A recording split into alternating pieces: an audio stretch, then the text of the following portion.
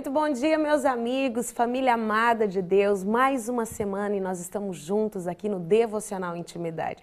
Sempre sexta-feira eu digo para vocês, se o Senhor Jesus não voltar esse final de semana, segunda-feira a gente se encontra. Se estamos aqui, Ele ainda não voltou, mas se Ele voltasse, com certeza não estaríamos aqui, estaremos com Ele na glória. Meus amados, hoje nós vamos conversar com a pastora Adriana Pacheco, que é pastora, psicóloga, e vamos conversar sobre alguns assuntos muito importantes para a nossa saúde física, mental, emocional e espiritual, porque família é um projeto de Deus. Então eu convido você para ficar com a gente hoje, nessa próxima meia hora, e ouvir aquilo que Deus tem a ministrar de uma forma tão especial e tão íntima ao nosso coração através da pastora Adriana nesta manhã. Olha só, vou deixar para você os nossos canais de comunicação. Nosso e-mail, devocionalintimidade@tvmca.com.br, facebook.com/programa Devocional Intimidade e também a nossa página de frases, o Frases Devocional. Então, interagindo, todo mundo junto ali, ministrando, adorando, exaltando e fortalecendo essa linda amizade no Senhor. Fique com a gente então no nosso quadro E Se Fosse Você.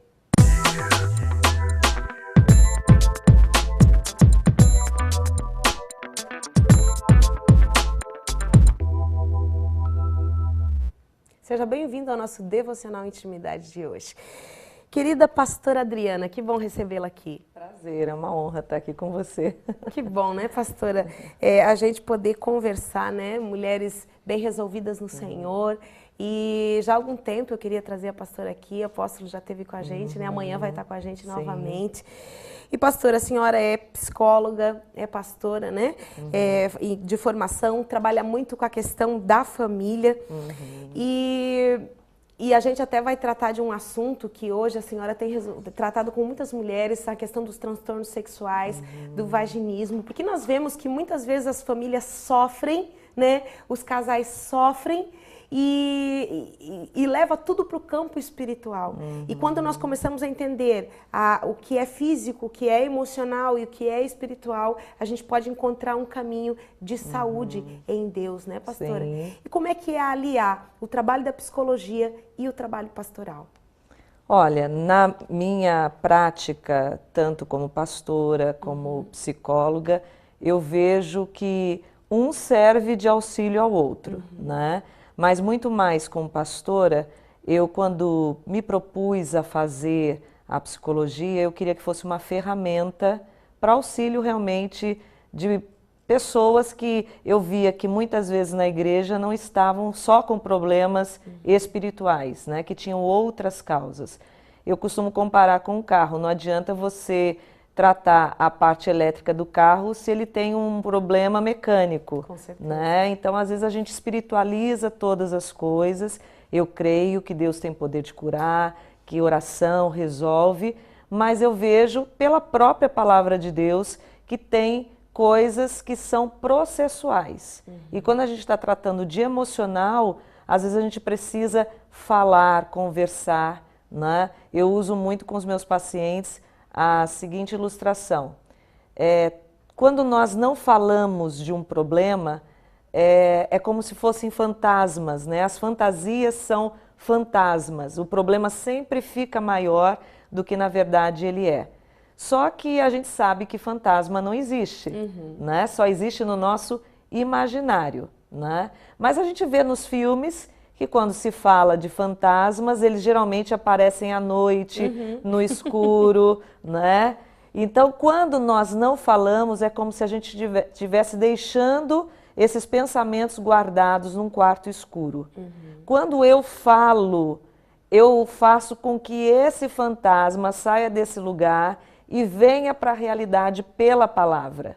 Quando eu falo, na realidade, aquilo que era um problema, ele começa a ser diluído, porque na realidade o fantasma não existe. E quando o fantasma vem à luz, né, se ele fica num quarto escuro e ele só é possível existir na escuridão, quando ele vem à luz ele deixa de existir. Né? Então a importância de falar. A Bíblia fala para nós confessarmos uns com os outros para sermos curados. Então tem coisa que a gente vai precisar falar e falar para alguém que tem como apontar um caminho seguro para que aquilo seja realmente sanado. Porque aquilo que nós alimentamos vai determinar o curso de vida que nós vamos seguir, né? E eu creio, e muito mais, aliando o pastoreio com a psicologia, segundo o coração de Deus, porque tem coisas que são profundamente físicas, né? Mas tem coisas que têm um fundo emocional e outras que ainda vão ter uma carga espiritual. Sim. E como que a pastora trabalha esse discernimento, né, com os seus pacientes? Porque eu creio que você, como pastor e como psicóloga, é um instrumento ainda mais capacitado na mão de Deus para atender essas pessoas, né? E como a pastora trabalha essa função de discernimento, né? De você trabalhar o emocional, mas entender que algumas coisas são espirituais. Como é que isso acontece no dia a dia? Eu busco ouvir, né, o paciente, e sempre que existe alguma dúvida, eu acho que a gente sempre tem que partir para os encaminhamentos. Então tem coisas que eu estou tratando, né, ou alguns transtornos que eu estou tratando, que a gente vê que pode haver uma causa física, orgânica. Então a gente pede, encaminha para um médico, dependendo de qual é o transtorno, para um especialista mesmo, um psiquiatra, ou a gente busca outras formas de atuação, né? Como eu trabalho com transtornos sexuais, uma ginecologista, né? Eu também trabalho com uma fisioterapeuta. Então a gente vai fazendo os encaminhamentos até para tirar qualquer opção, né, que não esteja no processo, para a gente às vezes não ficar tratando uma questão que é emocional e que tem um fundo orgânico. Na questão espiritual também. Né? Eu não vou fazer um trabalho espiritual com o paciente, mesmo sendo pastora. O meu trabalho dentro do processo terapêutico é trabalhar com a psicoterapia. Né? E aí, se a pessoa já tem alguma vinculação com alguma igreja ou já tem algum encaminhamento espiritual, eu peço para que essa pessoa volte e busque ajuda com o pastor, com a pastora dela, né? Ou se a questão for levantada dentro do processo, eu posso apontar um caminho que a pessoa tem a opção de fazer ou não. Né? Eu busco não misturar essas coisas até por uma questão ética. Né?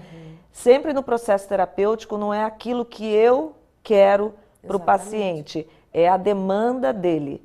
Qual é a demanda dele? O que ele precisa? O que ele deseja? Dentro do que ele deseja, eu vou apontar algumas possibilidades que ele vai decidir se ele quer fazer aquele caminho ou não. É verdade, pastor. E a gente vê que a nossa sociedade hoje é uma sociedade que está muito doente, né? E a questão, por exemplo, do aumento dos transtornos sexuais, a gente vê tanta pedofilia, e há tanta agressão dentro da família, porque a gente percebe que o intuito de Satanás é destruir a célula motriz da sociedade, que é a família, né? E você lidar com isso no dia a dia, e a gente até vai abordar agora um pouco, que a pastora tem tratado muito, a psicologia, um trabalho chamado de vaginismo. Né, que são problemas que as mulheres têm. A gente sabe que um casamento que tem problema na área sexual vai acarretar muitos outros problemas. Mas explica pra gente um pouquinho como é esse problema. O vaginismo é uma contração involuntária da musculatura da vagina. Então, essa mulher, ela vai ter que ser trabalhada tanto no aspecto emocional, mas muitas vezes também no aspecto de fazer uma fisioterapia, né, para ser trabalhada a musculatura da parede da vagina. Né? Eu tenho casos de mulheres que vieram logo no início do casamento e buscaram ajuda, e aí é mais fácil ser trabalhado, mas tem mulheres que já carregam o problema há anos. Né? Isso traz um desgaste para ela, mas traz um desgaste também para o casamento. Né? Então eu tenho que orientar essa mulher, trabalhar o emocional dela e trabalhar também com orientação com o marido, para que ele saiba como lidar com essa situação no casamento e a relação dos dois ganhar com isso. Né? Não só esse trabalho com a fisioterapia, comigo, mas muitas vezes também um trabalho com o médico, né, uma psiquiatra, que vai, às vezes, trabalhar a ansiedade dessa mulher. Tem mulheres que desenvolvem uma ansiedade muito grande pelo problema e outras que já anterior ao transtorno já eram ansiosas. E, às vezes, a motivação até da questão do transtorno estar estabelecido é por causa dessa ansiedade. Né? Então, a gente tem que trabalhar esse conjunto, né, o quadro nesse conjunto, para que a família não se perca. E alguns homens que têm princípios de família, de aliança, conseguem lidar bem com a situação, mas outros, às vezes, já vêm com o casamento bem desgastado.